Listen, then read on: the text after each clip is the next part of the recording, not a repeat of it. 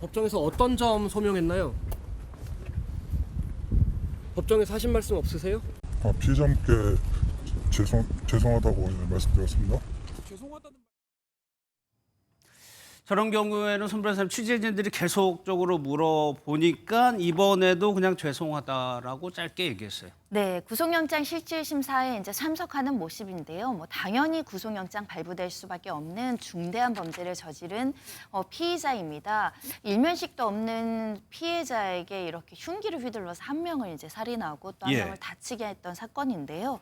이 서울 북부지방법원에서 이 사과 안 하느냐 이렇게 취재진이 질문하자 뭐 죄송하다라고 이제 단답형으로 이야기를 했고요. 누구에게 죄송하냐라고 했을 때 뭐 피해자에게라고 짧게 답하기도 했었는데 뭐 여러 가지 궁금한 점은 있습니다. 흉기는 왜 휘둘렀냐, 자진 신고는 왜 했느냐 이런 그렇죠. 기자들문이 이어졌으나 별다른 이야기를 하지 않고 들어간 상황이었습니다. 예.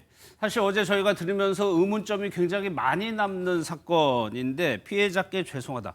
이경범 변호사님, 이런 범행을 저지른 사람들이 늘 이런 모습을 보이거든요. 그러고 그냥 들어가요.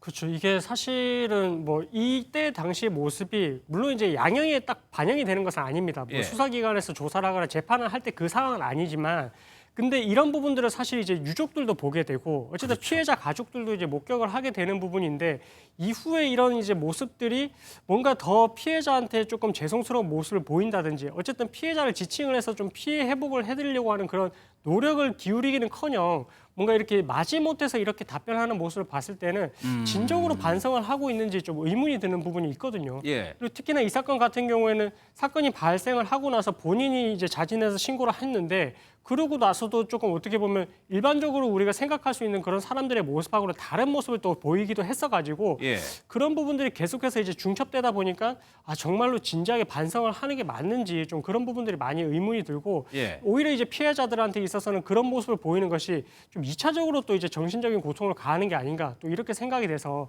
저런 부분들은 절대로 있어서는 안 될 것 같습니다. 또 기시감이 드는 것이 저런 사람들이 또 법정에서 이제 재판하다 보면 또 엉뚱한 얘기를 해가지고 또 2차 피해를 주기도 합니다. 어제 좀 이해하지 못할 행동 중에 하나가 본인이 자진해서 신고를 했다고 전해 들었는데 강승희 아나운서 이 신고 내용이 공개가 됐어요. 네, 이 피해자의 태도가 사실 그 범행 후에 담배를 피우는 모습이 공개가 됐잖아요. 그랬죠. 사실 예. 좀 담담한 이런 모습도 이해가 되지 않는다는 의견이 많았는데 그런데 이 피해자 영상을 그때 보면요. 손에 휴대폰을 들고 있거든요. 그러니까 이게 그 경찰에 자진 신고를 했다고 알려진 부분입니다. 근데 피해자와 경찰이 한 2분 동안 통화를 한 걸로 이게 알려졌는데 일단 경찰에 이 피해자가 전화를 해서 안녕하세요. 이렇게 운을 뗍니다. 안녕하세요. 네, 예. 그리고 여기 위치 추적해 보시면 안 돼요. 사람을 찔러가지고요. 이렇게 이야기를 하고요. 예. 그리고 마트에서 사람 2명을 찔렀다. 그 직접 또 이렇게 이야기를 합니다. 그러니까 자기가 그 저지른 범행에 대해서 정말 담담하게 설명을 예. 하는데요. 그래서 경찰이 누가요? 그러니까 누가 찌른 건가요? 라고 다시 되물었더니 제가요. 방금. 이렇게 답변을 했다고 합니다. 굉장히 담담하게 인사까지 하면서 신고를 본인이 했다는 건데 이게 조금 이해가 안 되는 대목이에요. 이경민 변호사님. 경찰에 체포된 데는 횡설수설했다는 보도가 나왔는데 이 통화 내용을 보면 굉장히 덤덤하게 구체적으로 얘기를 하고 있는 상황이거든요. 그렇죠. 이게 사실 이제 재판에 들어갔을 때 어떻게 입장을 취할지를 모르겠는데 예. 횡설수설하는 그런 모습을 보였다라고 하면 이건 어떻게 보면 이후에 수사나 재판 과정에서 좀 심신미양을 주장을 할 가능성도 있어 보입니다.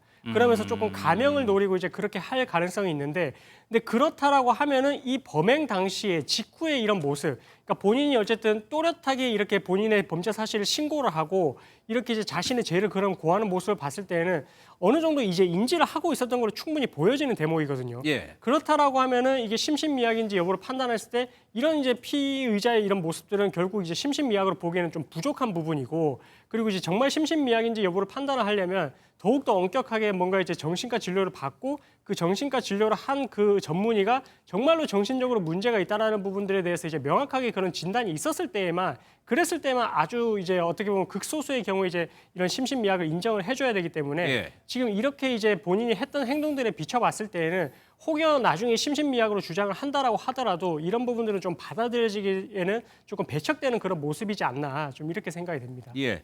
또 하나 논란이 되는 것이 경찰이 이제 체포 당시의 대응이 적절했는지를 두고 좀 논란이 일고 있는데 체포 직전에 경찰한테 담배 한 대만 피우겠다고 한 거 어제 전해 드렸죠. 그런데 목격자들이 있을 겁니다. 근데 경찰이 기다리라는 말에 바로 진압을 하지 않더라라고 얘기를 하고 있습니다.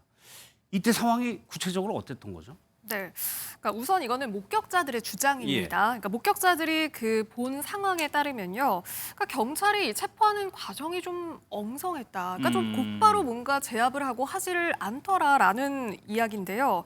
그러니까 이 피의자가 담배 하나만 피우고 갈 테니까 기다려 이렇게 얘기를 했는데, 그러니까 바로 뭔가 제압을 할 것처럼 보였는데도 경찰이 그냥 기다리는 모습. 예. 을 보였다는 게 목격자들의 이야기고요.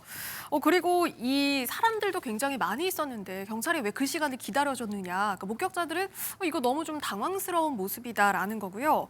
그리고 또 그때 피해자가 또 2명이 있었잖아요. 그랬죠. 네, 특히 그 손님으로 알려진 그 피해자는 또 이 흉기에 또 이 피해를 당해서 굉장히 또 그 좀 피도 많이 흘리고 예. 또 숨도 굉장히 거칠게 몰아신 걸로 또 목격자들이 이렇게 얘기를 하고 있는데 피해자들을 제대로 경찰이 돌보지도 않았다. 피해자들을 네, 그리고 병원으로 곧바로 이송을 또 했어야 했는데 한 2~30분 정도. 그리고 또 이 시간이 또 저녁 시간이었기 때문에 예. 날씨가 좀 쌀쌀하기도 했는데 피해자를 좀 방치한 느낌이 없지 않아 있었다라는 게 목격자들의 이야기입니다. 예.